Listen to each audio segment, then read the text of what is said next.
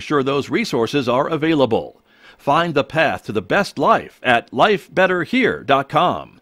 San Juan Regional Medical Center. Better is our mission, improving lives through personalized health and care. KSJE is supported.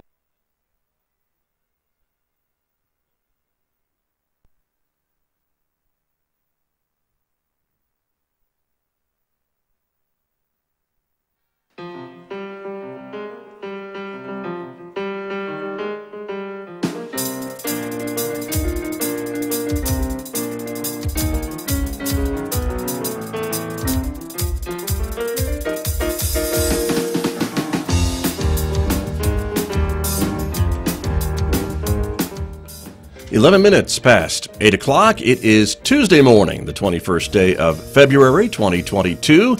Good morning, everybody. I'm Scott Micklin, and thank you for tuning in to KSJE 90.9 FM over the air, of course, here in San Juan County, 103.3 FM over the air in Durango, Colorado, and streaming everywhere else on the planet when you go to our website to listen, ksje.com. Welcome also to our viewers who are joining us this morning. The video is streaming out live to our KSJE Facebook page, our YouTube channel, and even our Twitter account. So good morning, everybody. We're glad that you are all with us today. Coming up in the next few moments, my conversation with the superintendent of Aztec Schools, Kevin Summers, is here.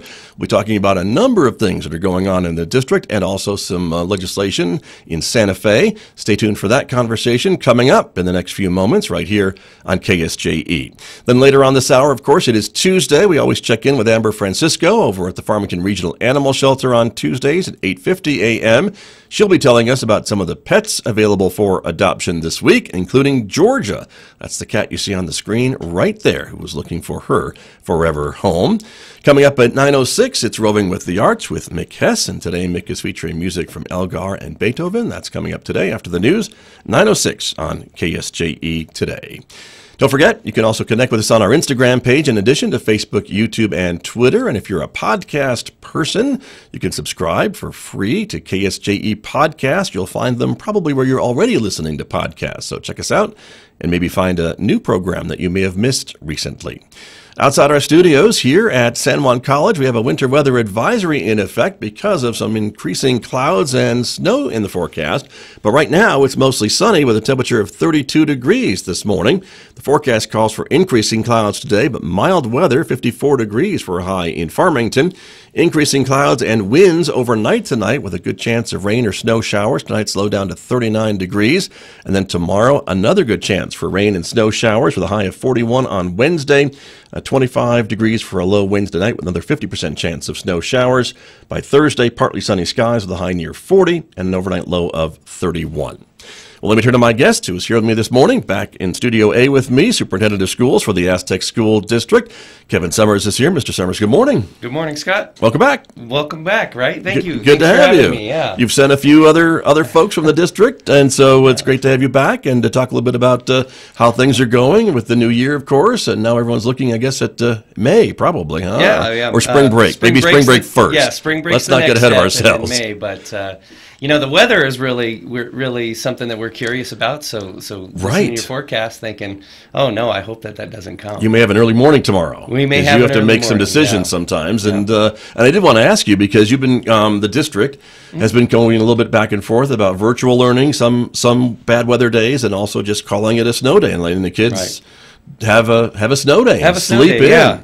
So there's I think the first place to start is what does the law say, right? Right. When it comes to school calendars, the law's pretty clear that there's a specific number of hours that school districts are required to have students in seat for instruction.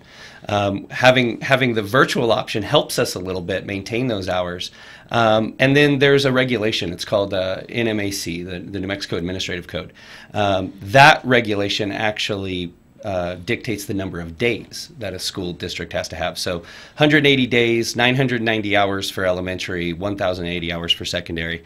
As a district, we're well over those statutory minimums in terms of the number of hours.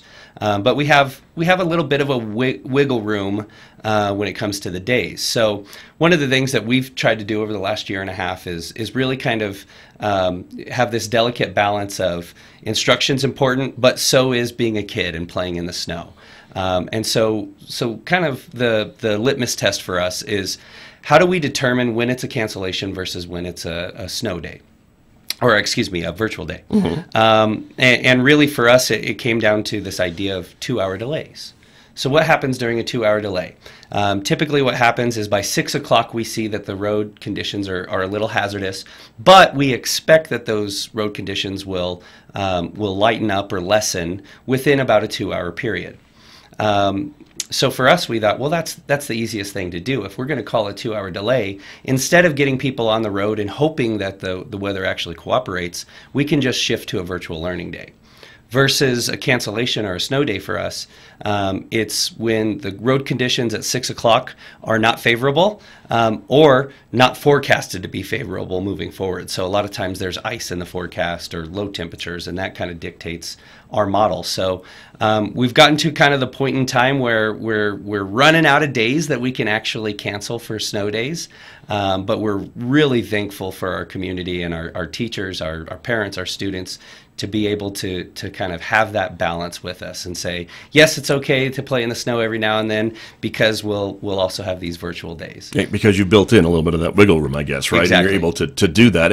And to be clear, you're not looking at the road conditions outside district offices. You are looking at the road conditions elsewhere in the district, which stretches to the Colorado state line and Correct. out to Navajo Yeah. Dam and some of those far-flung areas that the conditions could be very different than they are in downtown Aztec. Exactly. So there's a lot of times where we'll make a call based off of some of those outlier regions, when in town it's perfectly fine. And in some cases it might be perfectly fine on the main roads, on 550, on 516, but when you start getting down those city streets and even those county roads, things get a little tough for us, especially when we're dealing with a lot of roads that are dirt.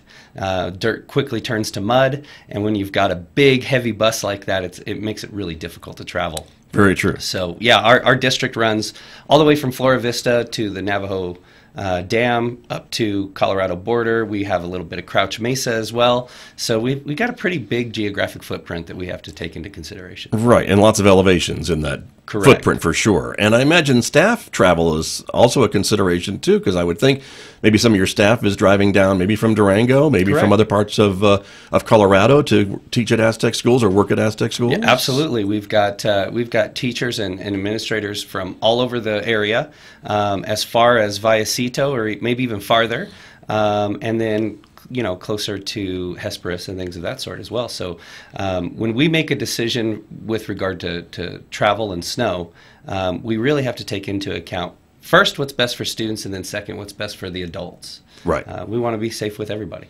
And to alert parents of things that are going on, whether it's a virtual day or a snow day, you have one of those call-out systems, I would assume, that We do. will call parents and let them know. I guess only works if the parents have their numbers updated in that system. I know Yes. the radio stations and TV stations also will announce, but the more direct way certainly is to call parents and let them know. Yes. So when we make these notifications, obviously KSJE has been a great partner and help us get the word out, but so does some of the bigger media outlets like KRQE. But we send out a text message, a phone call, and then we also push the notification to our app. So we have an app in the That's right. Google Play or iTunes, I guess it's Apple Store. Right, of course you do. Called the AMSD app, right? Aztec Municipal School District. And you can set that up for push notifications, regardless of what school your child attends, or if there's multiple schools, it can push all those notifications directly to your phone. Very good. But only if your number is up to date. But your Well, phone, the app is going to work Yeah, no matter the app what. is going to work no matter what. Yeah, Correct. True. Okay, very good. Well,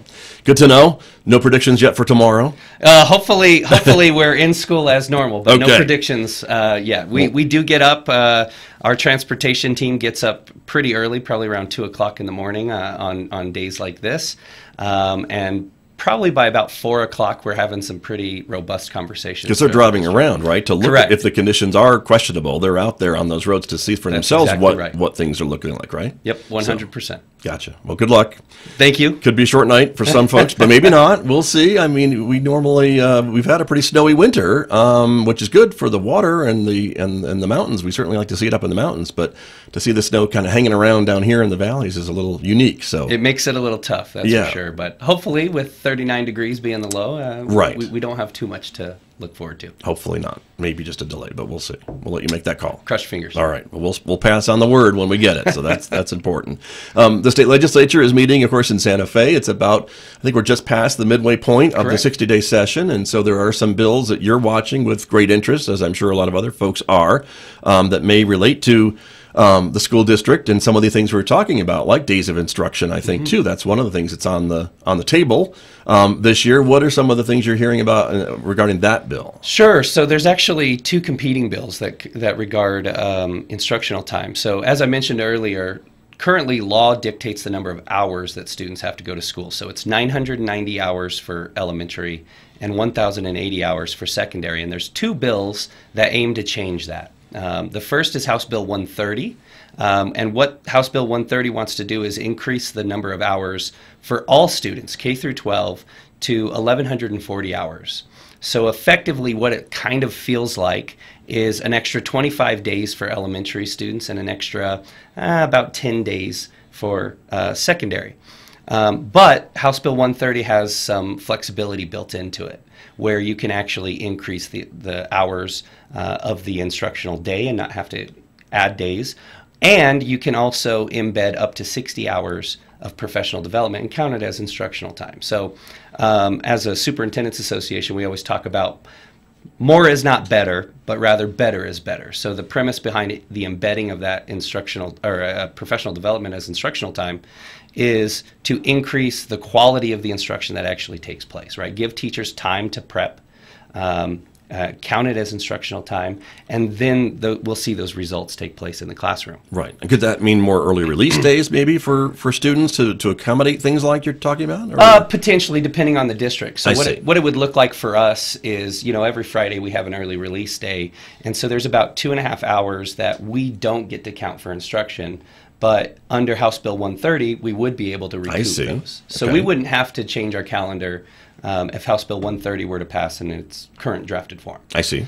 The competing bill to House Bill 130 is House Bill 194, which is it's really kind of an interesting dynamic, as legislature sometimes is. House Bill 130 was sponsored and endorsed by the Legislative Education Study Committee. So that's an interim committee that takes place when legislation is not in session. Right. They spend all year kind of researching education, talking to educational systems and superintendents and teachers. And so LESC kind of proposed House Bill 130. There's another bill, House Bill 194, that did not come out of LESC, and it's a very similar bill. It seeks to increase hours to 1,140, but it doesn't take into account that kind of local flexibility of embedded professional development time. So ultimately what it would cause districts like Aztec to do is either one of two things: either abandon our early release days that we currently have, or add more days to the calendar. And I don't know that anybody really wants that, because again, more is not better, but better is better. Right.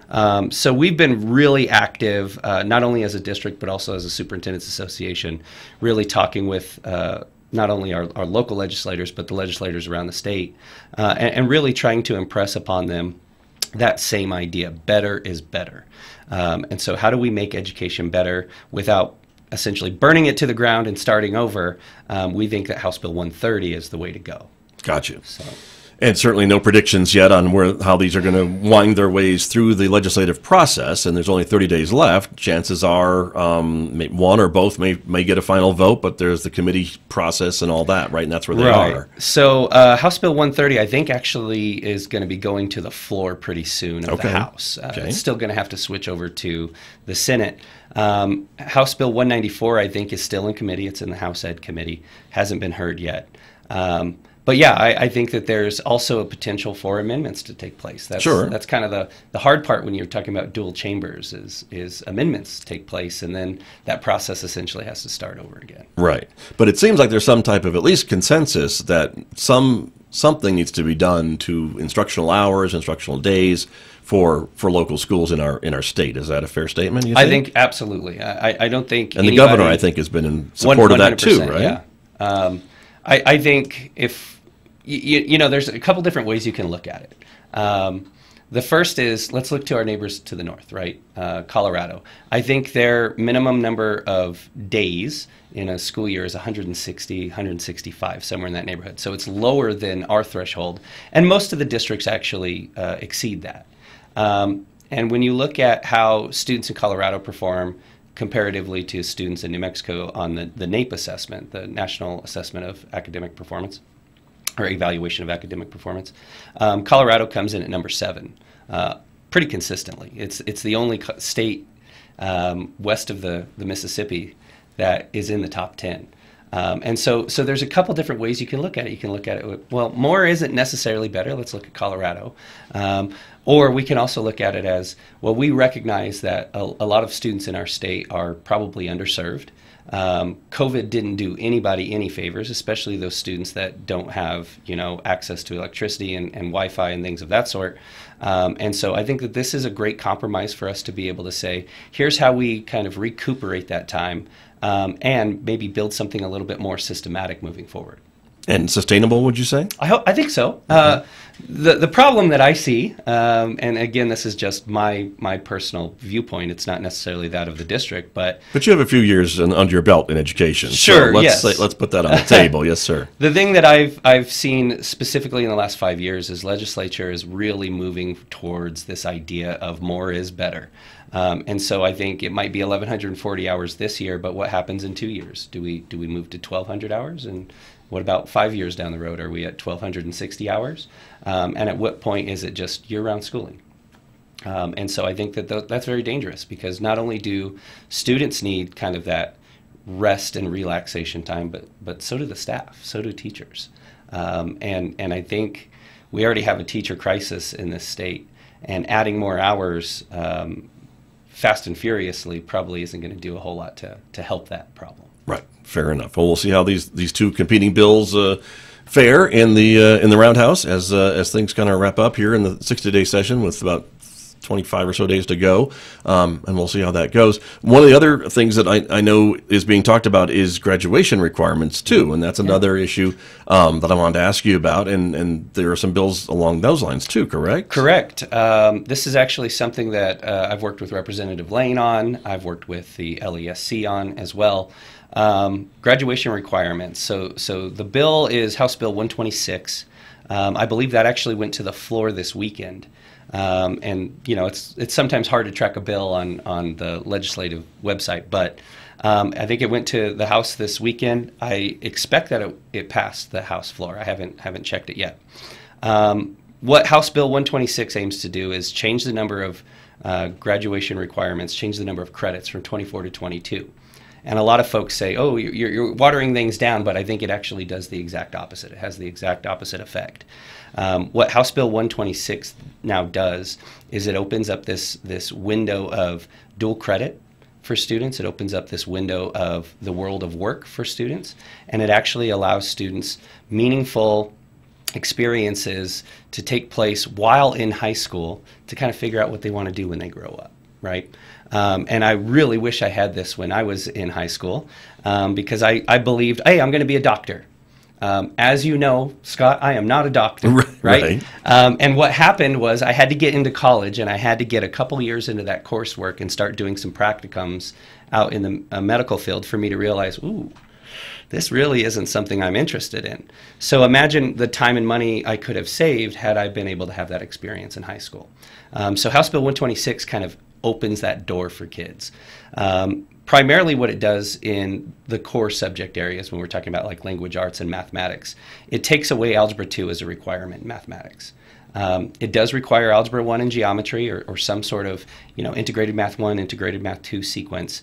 And students still have to have 2 other math credits for a total of 4, but it opens up the possibility. So if I'm a student that really interested in construction trades, maybe not necessarily degree seeking, but it allows me to substitute some of those math credits, maybe at San Juan College as dual credit, but maybe also like materials science, things that are very math heavy. If I'm a degree seeking student, I know I want to be an engineer or a doctor or whatever, it allows me now to dual enroll here at San Juan College or one of our other partnering institutions and be able to take some of those higher level math courses and get credit for them, so they can walk across the stage as seniors and could have between 18 and 36 college credits already under their belts. Interesting. And we're seeing some of that already, are we not? I mean, there are dual credit students coming to San Juan College. I know they are. And I know there are some, I think, classes in the districts that are offering dual credit as well. Isn't that That's correct. Working? And it's a great deal for parents, right? Because these are tuition free and book, you don't have to buy the books and everything else, right? So there you go. Yeah, it's great. And to give you an example, fall of last year, fall semester, we had about 86 students taking dual credit courses. This current fall semester, the last fall semester, I guess, of the current year, we had 208 students. So we had about 150% increase. Yeah. And it's like you said, it's a great deal, right? And for me, when I look at it, I think about the difference between dual credit and AP courses, which, we're not against AP courses. We still offer AP courses, and if that's the route that students want to take, then so be it. But the difference between a dual credit course and an AP course is, in an AP course, not only do I have to pass the class, but then I have to sit for the test, and I have to get a certain score on the test in order to be awarded that credit. Versus in a dual credit class, if I pass the class, I get the credit. Right. And it's a sure thing, right? When we look at kind of the success rates with our students in particular, 75% of students who take a class here at San Juan College, whether on campus or virtual, they're successful. We offer 14 of those dual credit courses on our campus with either our instructor or a San Juan College instructor, and they have about a 95% success rate. So we're starting to see that, it makes the environment makes a difference. Right. So if we can keep kids in the environment that they're comfortable with, and we can wrap them up with some supports, they can be more successful. So we've had a great conversation with the staff here at San Juan College, and we're making some headway on it. I think it's going to be great. That's great. Well, that is great. And the winner here is the students. Absolutely. I think, and who get to experience some of these things and learn some of these things and prepare them for whatever their next thing is after high school, whether it's coming here full time or going into the workforce or whatever the case may be. 100%. I think I have a dream that every student that goes through Aztec schools graduates with one of two things: either an associate's degree, maybe one of three things: an associate's degree, an industry certification, or some credits towards one of those things, right? Whether they're stackable credentials or what have you. Because even if I know I want to be an over-the-road truck driver, I know I'm going to need a CDL. Why can't we start preparing students for a CDL while they're in high school? It benefits the student, it benefits the community, the economy, and the taxpayer at the end of the day. Right, which is where we're headed. That's where we're headed. Sounds like, right? Exactly. Yeah. But still no love lost between you and Algebra 2. No, we hear no that love clearly. lost. We hear that clearly. That's okay. Something like 21% of the job market is STEM related. Of that 21%, more than half of people who are in those fields don't have a degree. And so that kind of makes us think that maybe Algebra 2 isn't the be-all, end-all for us. But if somebody still wants to take Algebra 2, 100%, we will offer it. They will be able to take it at Yes. Aztec schools. We just don't want it required for all students. There you are. Very good. Before we run out of time, Mr. Summers, I want to ask you a little bit about this idea to form a state board of education as opposed to maybe a director of the public education department. And it seems like we have another opening at a cabinet level position. The cabinet secretary for the PED has left. And so what are you hearing? Again, state legislature, they are talking about maybe revamping the PED, the public education department, for this state board of education type of a system. Right. So this isn't a new idea. No, right. And other states have it. Yeah, absolutely. Right. And New Mexico actually had it. Actually, prior to 2003, there was a state board of education. But a constitutional amendment was made to kind of dissolve that. So Senate Joint Resolution 1, which is actually sponsored by Senator Neville here locally, it aims to reinstate a state board of education. We believe that consistency is extremely important. There's 89 school districts and I think 98 charters across our state. Of the 89 school districts alone, we're looking at about a 30% turnover rate for superintendents annually. Like you said, our public education department, we see I think we're on our 5th Secretary of Education under the current administration. That makes it really hard to play by the rules when the rules are constantly changing. So Senate Joint Resolution 1 looks like it's got support from both sides of the aisle and both sides of the roundhouse. It would aim to reinstate that State Board of Education. They would then hire a state superintendent, so it would operate just like other school boards operate, right, locally. Right. And these State Board of Education members would be elected, I guess, then from districts? Is so that the some idea? of them would be. I've heard that there's a couple of different configurations that are being maybe proposed. some appointed, some elected. Right. In the draft bill, I think 10 of them were elected and 5 were appointed. I see. By the governor. So I've heard a couple different configurations. I think we'll see what happens when the dust settles. But Gotcha. ultimately, I think it's a great move. It's something that provides consistency for our state, consistency for our systems, consistency for our schools. Right. So, But they would be the ones then who to appoint the state superintendent, who then would be able to, I guess, then direct the districts, I guess, as to Correct. what they would like to do. Is that yeah, the idea? it would essentially be the Secretary of Education, right? Mm-hmm. So they would direct the Public Education Department. And because of that, I think there's some criteria that's written in that resolution as to who can this person be. Obviously, it needs to be somebody who has knowledge of New Mexico. It needs to be somebody who is an administrator. And it can't just be any Joe Schmo off the street, which I think is beneficial for kids again. Right, right. And I think the only other concern that some folks have when we're talking about electing these state boards, these other folks, would be, do they have any accreditation, I guess, to get on the ballot to be a potential State Board of Education candidate, right? Is there some standards for those people? You know, that's a great question. I don't know. I haven't seen anything in the draft version of the bill. Or the resolution, excuse me. But it's just like our local school boards. There's really not a whole lot of criteria for who can run on a ballot for a school board. But one thing that we have done as districts across the state and throughout time is we've kind of trained them, right? We teach our boards, here's the law, here's the rules, here's what we have to do. And so I think the same thing applies to a state board, is there's a training process that has to occur. Right. And that is what happens with local school boards. I know for a new board member who gets elected, there's a fairly rigorous training, I think, that takes place in Albuquerque for new members of boards of education and old members too, right? To kind of refresh some of their knowledge as well, as things do change from year to year. Yeah, there's actually 3 or 4 embedded opportunities throughout the year.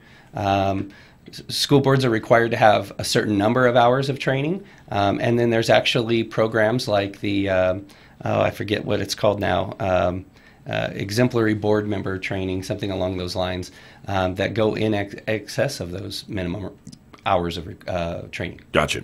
And before we go, salaries for teachers, is that still being discussed at the roundhouse? I haven't heard too much about that. Yeah, so there's not a direct bill. It's likely what we'll see it in House Bill 2, which is the appropriations bill. I've seen 3 different budgets, one coming from the PED, one coming from LESC, and one coming from LFC, the Legislative Finance Committee.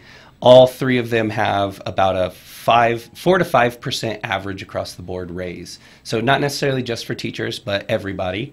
But again, I think the take-home message that is the language. The devil's in the details. Right. So it's a 4% average, which means there'll be some really big winners and there'll be some not so big winners when it comes to that. Gotcha. We'll see what happens with that then. Yes, sir. And very good.